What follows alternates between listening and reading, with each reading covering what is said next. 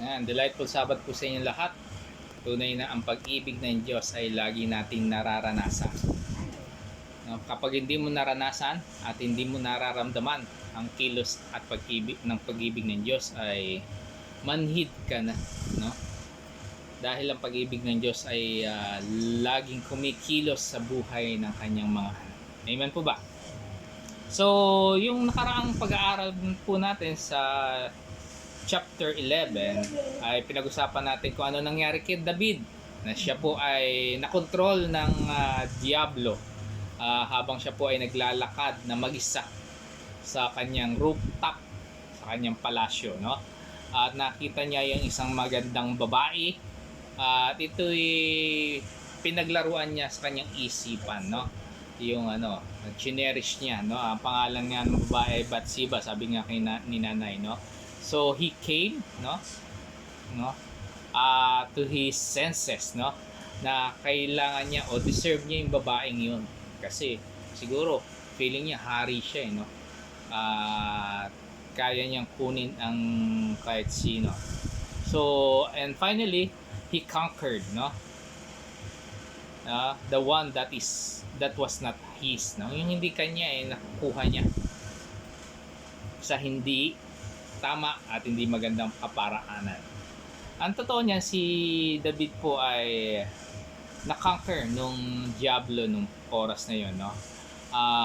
Dahil hindi po siya alive, alert, awake, no? Hindi siya handa, no? At hindi siya nananalangin nung oras na yon.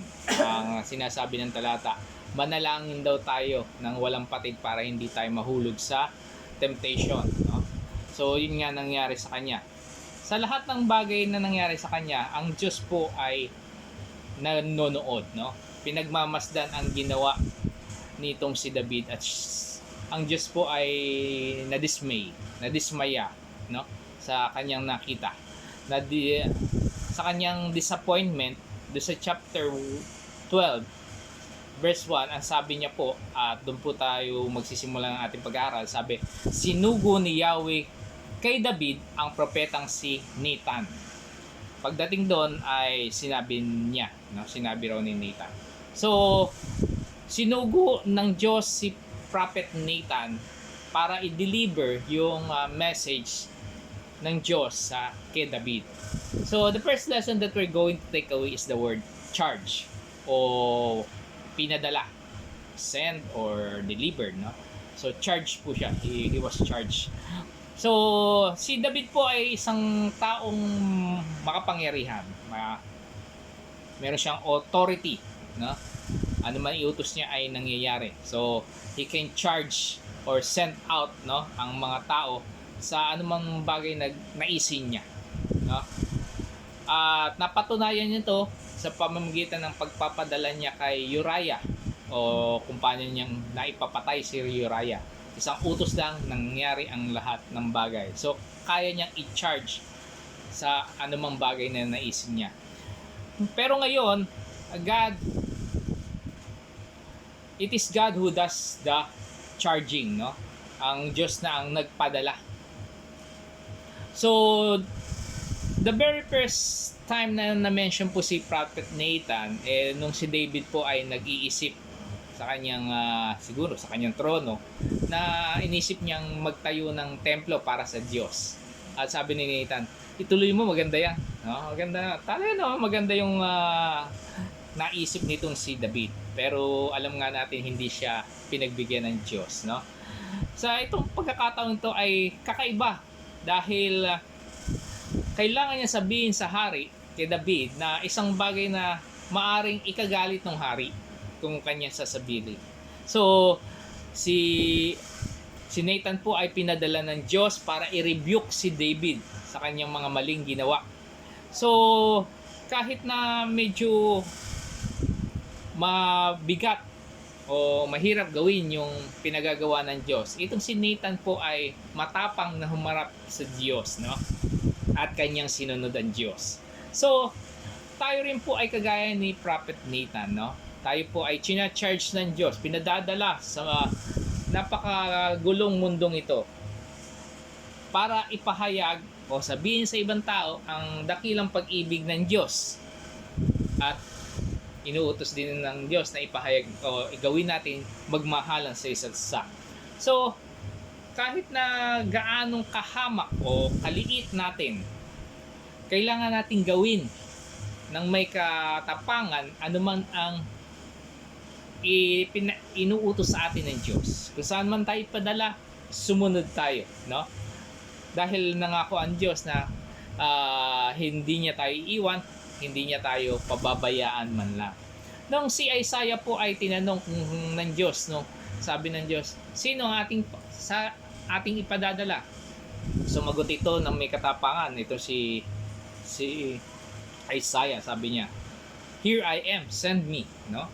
Napaka nag-volunteer itong si Isaiah. So, tayo po hindi naman niligtas ng Diyos para gawin lang yung gusto nating gawin. No, Sister Len, tayo po ay itina-charge ng Diyos or pinadadala para to make difference sa mundong ito. Sabi nga ng John 20:21, sabi ng Panginoon doon, "Peace be with you, as the Father has sent me, I am sending you." Talagang meron tayong dapat gawin. Tayo pinadadala ng Diyos.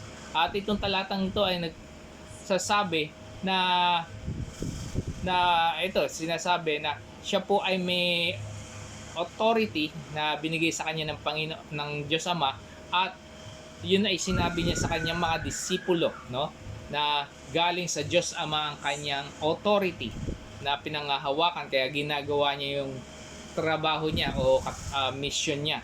At ito naman po ay pinasa niya, yung trabahong ito ipinasa niya sa kanyang mga disipulo para ipahayag ang ebanghelyo ng kaligtasan sa buong mundo. So, kahit anong bagay o kahit saan tayo padala ng Diyos, tandaan po natin yung authority na binigay sa atin ng Diyos, na pinibigay sa atin ng Panginoon ay galing din sa Diyos Ama, no? At pinakita ng Diyos, ng Panginoon, ang sa pamamagitan ng pagpapahayag, pangangaral at pagkilos ng tama kung paano i-accomplish ang mga bagay-bagay na binigay sa atin. So, sabi, as the Father sent Jesus, Jesus charged His followers. Tayo rin po ay pinadadala ng Diyos kung paano ang Panginoon ay pinadala ng Diyos Ama. At ang pinadadala yung mga followers na kagaya mo at kagaya ko. Sabi po sa Luke 10 verses 2 to 3, "The harvest is plentiful, but the workers are few.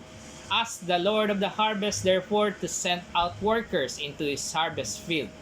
Go, I am sending you out like lambs among wolves." No? So tayo po ay pinadadala, Sister Leng. Kagaya na ito yung sabi ng Panginoon, tayo po ay niligtas para ipadala na kagaya raw ng mga tupa sa mga lobo. So, alam niyo po, dapat daw po tayo maging maingat kasi sa ating pamamahayag, no, sa ating pagkilos, sa pagsunod sa Panginoon ay maraming opposition, no? Maraming sasalungat sa ating mga tinuturo or pinangangaral at sinasabi, no? At tayo rin naman po ay pinadala dito sa mundong ito, kagaya nga ng tupa, na kailangan nating gawin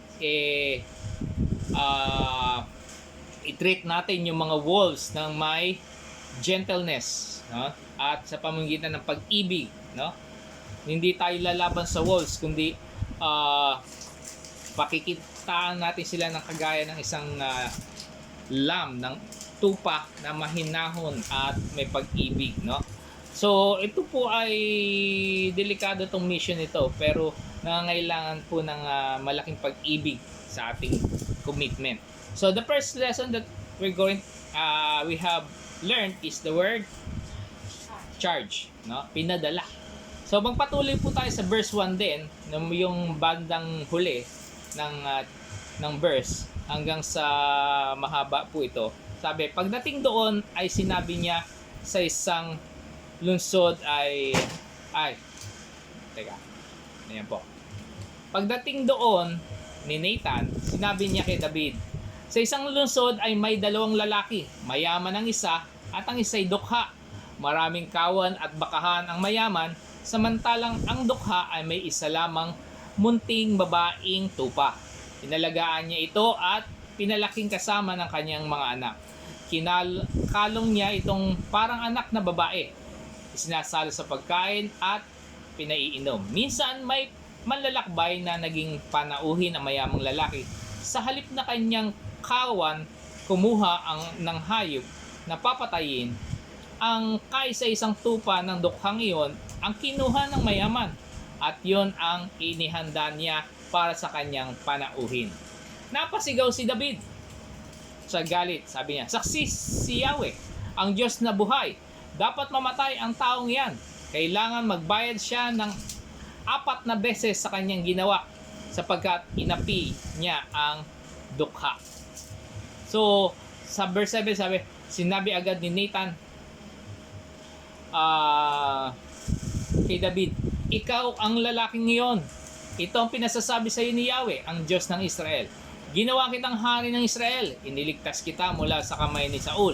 Ibinigay ko rin sa iyo ang sambahayan at mga asawa ni Saul, pati ang mga lipi ng Israel at Huda, at mabibigyan pa kita ng higit pa riyan. Bakit mo hinamak ang salita ni Yahweh at gumawa ka ng masama sa kanyang paningin? Ipinapatay mo ang Heteo na si Uriah sa mga Amonita at kinuha mo pa ang kanyang asawa. Dahil sa ginawa mong ito at ako'y tinakwil mo, tandaan mong lagi may mamamatay sa patalim sa iyong sambahayan." Sinabi pa ni Yahweh, "Pag-aawayin ko ang iyong sambayan at sa harapan mo ibibigay ko sa iba ang iyong mga asawa at sisipingan sila kahit sa tanghaling tapat. Ginawa mo ito ng lihim, hayag kitang paparusahan at makikita ito ng buong Israel." No? So, si Nathan po ay magkwekwento, no? Nagkwento nga, no? Nagkwento ng isang storya, no? Isang napakahalagang kwento, no?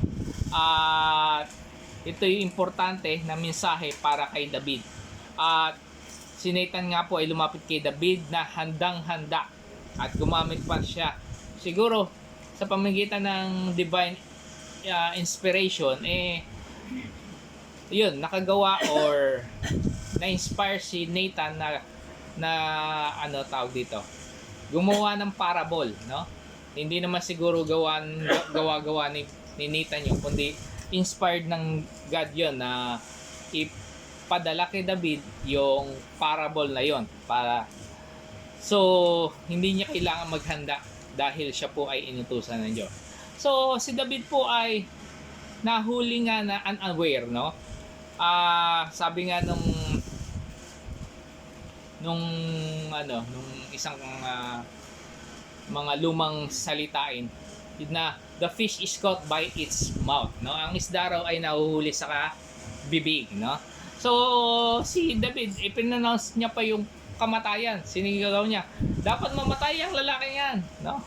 At sa kanyang ginawang mali, hindi niya alam siya pala yung lalaking yon, no?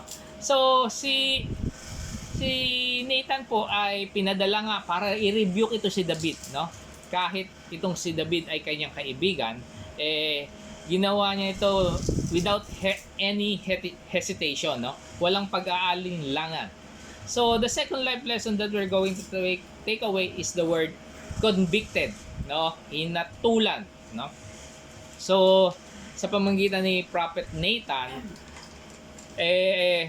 hinatulan ng Diyos si David sa kanyang masamang ginawa sa paningin ng Diyos dahil kinumit niya yung commandments na 6, 7, pati 10, no? Sabi doon, you shall not murder, you shall not commit adultery, and you shall not covet your neighbor's wife, no? So yung adultery na iniisip mo lang, nasa puso isip mo lang, masama na. Pero yung adultery na pinractice mo pa, ginawa mo pa ng sa tao, talagang mas mabigat ang kaparusahan na yon, no? So siguro iniisip ni David, makakatakas din ako dyan sa nagawa kong yan, no? So, pero hindi siya nagkamali po siya sa kaisipang iyon. So, yung pleasing to the eye, no, yung maganda sa ating paningin ng mga temptation ay pwede tayong dayain, no? Kaya kagaya na lang ng mga bait o yung anong bait? Pain ng sa isda, no? Masarap tingnan para sa mga isda, no? Pero pag kinagat nila, ano mangyayari? Mahuhook sila at mahuhuli, no? So, gano'n na nangyari kay David, no? So, dapat natin tawagin yung mga bagay-bagay kung paano tinatawag ito ng Diyos, no? Tinawag na kasalanan, dapat kasalanan. So, minsan tinatawag natin may affair lang, no? Pero ang sabi ng Diyos, ang tawag diyan adultery, no? Yung pakikiapid yan. Minsan sinasabi natin, I love yung ginawa ko sa ibang tao. Ayun na, sa ibang asawa, may asawa na eh. Love itong nararamdaman ko. Pero sa katotohanan, ang tawag ng Diyos dyan ay lust o pagnanasa. Minsan tinatawag natin sexy. Oh, yung sexy naman yon. Pero ang tawag ng Diyos dyan, kasalanan. Kasi nga hindi mo naman asawa. Minsan tinatawag natin romantic ang mga bagay na ginagawa natin. Pero ang hindi natin nakikita yung tawag ng Diyos dyan ay ruin o magiging kasiraan natin, no? So, minsan destiny yung tawag natin, pero ang tawag ng Diyos dyan, distraction. Kala lang natin destiny. So, itong mga bagay nito ay delikado kapag iba ang paningin natin bukod sa paningin ng Diyos. Sabi ng 2 Timothy 4:3, sapagkat darating ang panahon hindi na sila makikinig sa wastong katuruan, sa halip susundin nila ang kanilang hilig. Maghahanap sila ng mga tagapagturo na walang ituturo kundi ang ibig lamang nilang marinig. So yung mga taong to makikinig lang sa mga tagapagturo na sasabihin na okay lang naman makipagrelasyon ng ganyan-ganyan sa mga ibang tao, na huwag lang magpapahuli, you know? So yun ang gusto nila marinig sa kanilang mga buhay. So kagaya ni David, tayo rin po ay pwedeng hatulan ng Diyos kapag tayo ay gumawa ng mali. Yung masamang ginawa ni David sa ibang tao ay napakalinaw na pagsuway niya, no, sa mga pahayag o mga salita ng Diyos. Alam niyo po, si David ay tinawag na man after God's own heart. Pero sa pagkakataon ito, si David po ay despise, ang tawag sa kanya. He despised the word of God, o pinawalang hindi despise, tinakwil or hindi niya sinunod, pinulang halaga ang salita ng Diyos. So nakakapagtaka na ang tao kasi akala nila ay maitatago nila yung mga bagay-bagay nila na kanilang ginagawa sa harapan ng Diyos. Ang sabi ng Psalms 139, ang Diyos na-examine tayong mabuti. In-examine niya ang ating mga puso. Alam niya ang lahat-lahat na ating ginagawa. Lahat-lahat ng tungkol sa atin ay alam ng Diyos. So, hindi tayo makakapagtago ng anong bagay sa Kanya. So, ang ating pagsuway ay hindi, sabi, our disobedience will not go unpunished, no? Laging ang pagsuway ay may kaparusahan. So, laging may penalty ang ating mga ginagawang kalikuan o kamalian at kasamaan. Hindi po ito kagaya ng tit for tat. Alam niyo yung tit for tat?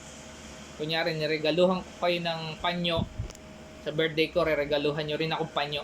Kung ano binigay ko sa iyo, bibigay mo. Yung tit for tat, tawag doon, no? So, yung something for something, no? Hindi po ganun ang bagay na kaparusahan ng ginagawa nating mali. Ang sabi po ng Jeremiah 16:17, I see everything they do. They cannot hide from me the things they do. Their sin is not hidden from my eyes. I will pay back the people of Judah twice. Ilang beses lang? 2 beses for every one of their sins. So, doble raw pala ang penalty, kaparusahan sa ating mga ginagawang kasalanan. So, wag nating isipin may tatago natin sa Diyos ang mga simple nating ginagawang mali, no? So, ang ating mga kasalanan ay siguradang hindi natin maitatago sa Diyos at Kanya nakikita ang lahat ng bagay dahil hindi natin siya maloloko, hindi natin siya madadaya. Sabi pa sa Revelation 3:19, those whom I love, I rebuke and discipline. So, be earnest and repent.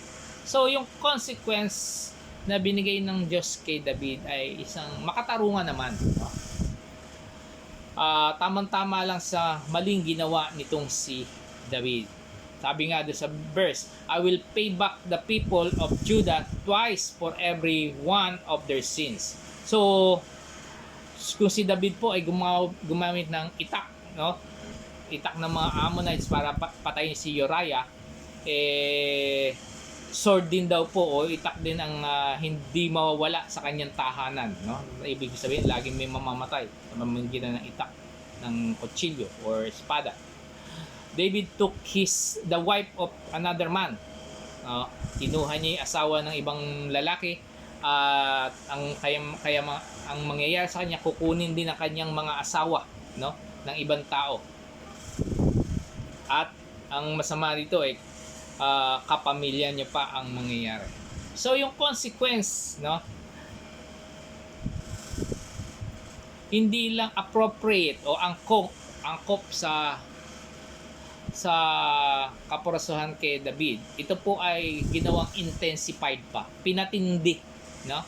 Kasi nga hindi pwedeng may pinapatay ka, may mamamatay lang sa pamilya mo, hindi ganon, kundi maraming mamamatay. Sabi nga, hindi mo mawawalan sa pamilya mo ng mamamatay sa itak. So, huwag tayo magugulat, no? Kung minsan kinukuha natin yung tithes natin for the month, no?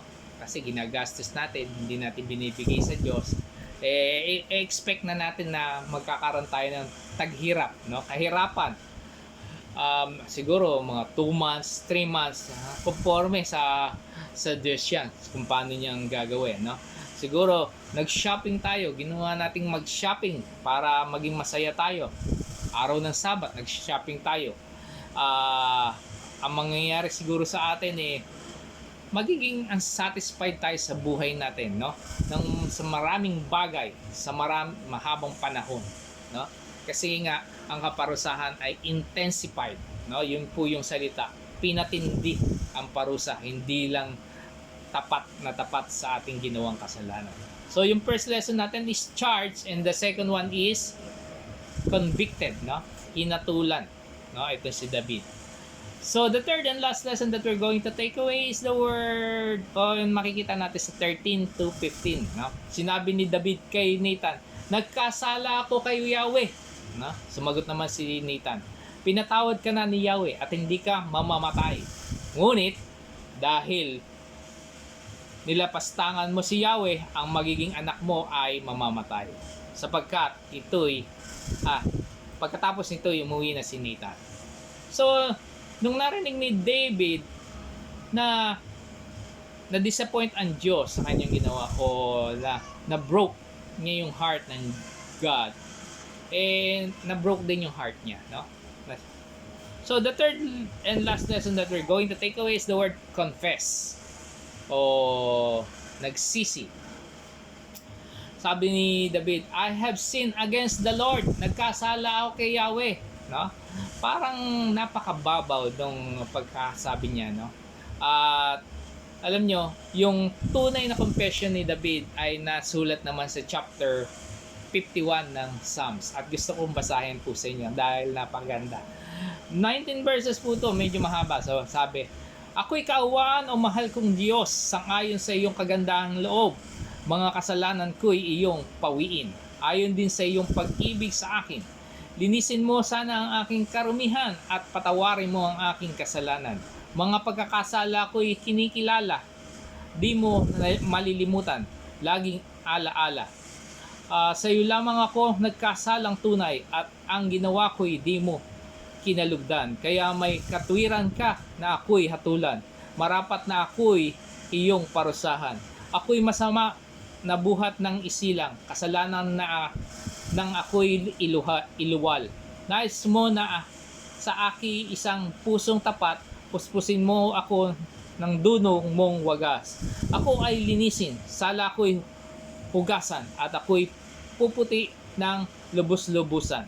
Sa galak at tuwa ako ay puspusin, putong nanghihinay muling palakasin. Ang kasalanan ko'y iyong lang kalimutan, lahat kong nagawang masamay pawiin.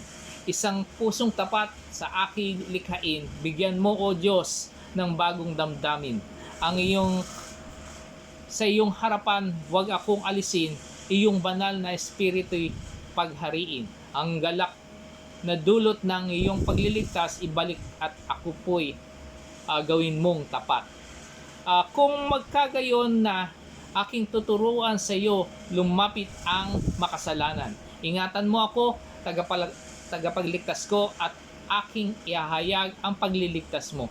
Tulungan mo akong makapagsalita at purihin ka sa gitna ng madla. Hindi mo nais ang mga handog, di ka nalulugod sa haing isinunog. Ang handog ko, O Diyos, na karapat dapat ay ang pakumbabat pusong mapagtapat. Iyong kahabagan, O Diyos, ang Sayon at ang Jerusalem ay muling ibangon, at kung magkagayon ang handog na haing dala sa dambana, torong susunugin, malugod na ito'y iyong tanggapin, no? So napakaganda pala ng ginawang pagsisisi nitong si David. Hindi lang yung ako'y nagkasala sa Diyos, hindi lang ganoon. Talagang marubdob. Kung titingnan niyo po yung pananalita, ay talagang lubos ang pagsisisi ni David sa kanyang nagawang kasalanan. Kaya naman siya po ay pinatawad. Imbis na siya po ay mamamatay, siya po ay hindi na pinapatay ng Diyos. So, kahit na kasalanan ni David ay against Bathsheba at kay Uriah, ang sabi ni David, siya po ay nagkasala sa Diyos, no? Si David po ay talagang very sorry sa kanyang ginawang adultery with Bathsheba at sa kanyang pagkakapatay kay sa asawa nito at kung paano niyang pinakpan. So, alam niyo yung kanyang action ay marami siyang nasaktan. Pero dahil siya po ay humingi ng tawad sa kanyang mga kasalanan, ang Diyos naman po ay naging merciful, naging maawain, at siya po ay pinatawad siya. At alam niyo po, wala namang malaking kasalanan na hindi pwedeng patawarin ng Diyos. So, sabi nga sa 1 John 1:9, if we confess our sins, He is faithful and just and will forgive us our sin and purify us from all unrighteousness. So, yung tunay na confession po ay nag-involve ng commitment na hindi mo na uli gagawin o uulitin ang kasalanan na yung ginawa. So ito po ay dapat na totoo yung ating pagsisisi sa ating mga kasalanan, no? At hindi na tayo nagplanong gawin itong muli. Minsan kasi nagsisisi tayo na para mapatawad lang yung kasalanan natin at makagawa ulit tayo ng isa pang pagkakasala, no? Huwag daw po natin gagawin yon. Ang dapat daw natin gawin ay dapat tayo manalangin na humingi ng kalakasan para mapagtagumpayan yung tukso sa susunod nating haharapin ito. Sabi pa sa 2 Chronicles 7:14, ang sabi, if my people who are called by my name, who will humble themselves and pray and seek my face and turn from their wicked ways, then I will hear from heaven, no? And I will forgive their sin and will heal their land. So, kung hindi tayo magsisisi at hindi tayo lalapit sa Diyos, talagang hindi tayo pakikinggan ng Diyos. Ang Diyos po ay may 4 na kondisyon para patawarin tayo, sabi dito sa talatang ito. At yung unang araw po ay maging mababang loob tayo, no? Humble themselves by admitting their sin. Dapat tanggapin mo na ikaw ay nagkasala. Yung pangalawa, manalangin at humingi ng kapatawaran sa Diyos. Ang pangatlo, hanapin ng Diyos lagi. At yung pang-apat, talikuran yung mga sinful behavior nating ginagawa. So, ang tunay na pagsisisi, ibig sabihin ay hindi lang sa salita. Ito po ay nangangailangan ng tamang aksyon, no? At magiging attitude natin at behavior. So, si David nga po ay humingi ng tawad at ang kanyang guilt sa kanyang kasalanan ay pinatawad. Pero yung consequence nga ng kanyang ginawa ay hindi na matatanggal. So ano man ang ginawa nating kasalanan, halimbawa, pinagbawal nga ng Diyos na huwag kang kakain ng maruming bagay. Kumain ka pa rin ng baboy, kain ka naman. Doon nagkasala ka sa Diyos, humingi ka ng tawad, pinatawad ka. Pero ang consequence nun, ano? Kumain ka ng marumi, magkakasakit ka. No? At bukod sa magkakasakit ka, meron pang pagpaparusang gagawin sa iyo. Kasi hindi lang, sabi nga, twice or maraming bagay ang bibigay sa iyo. So, ang lahat ng kasalanan ay may corresponding na penalty, o parusa. Sabi nga ng isang himnaryo, He chastened and hastened His will to make known, no? Kailangan tayong parusahan at ituwid ng Diyos, no? Para malaman natin ng kanyang kalooban. So, kung wala yung batas kasi kung ay magiging walang kabuluhan, senseless, no? Kung walang penalty, no? Kung walang kaparusahan sa mga taong nag-disobey dito, no? At ang penalty na gagawin ay, sabi nga, ay intensified. So, sa pakiramdam nga ba natin, tuwing tayo nagkakasala ay ayaw na nating lumapit sa Diyos, no? Dahil matindi yung ginawa nating kasalanan. Alam niyo po, ang Diyos po ay very much willing to forgive us sa ating mga kasalanan. Ang kailangan lang natin ay magpakababang loob. Tanggapin natin tayo po ay makasalanan, nagkamali, at hindi karapat-dapat ng pag-ibig ng Diyos. At tayo po ay humingi ng tawad nga, patatawarin tayo sa Kanya. At wag na natin uling gagawin ng kasalanan iyon. So tayo po ay lilinisin ng Diyos at patatawarin at i-erase niya na yung mga kasalanan natin sa harap ng Diyos, no? So tayo po ay magpakasaya, no? Dahil ang Diyos na kinikilala natin ay nagpapatawad ng kasalanan, no? At ang Diyos ay handa pa ring magpala at ibigin tayo bagamat tayo po ay nagkakamali sa kanyang harapan. Ang kailangan lang natin ay humingi ng tawad sa ating mga kasalanan. Yun po ang ating pag-aaral. Delightful Sabbath po sa inyong lahat.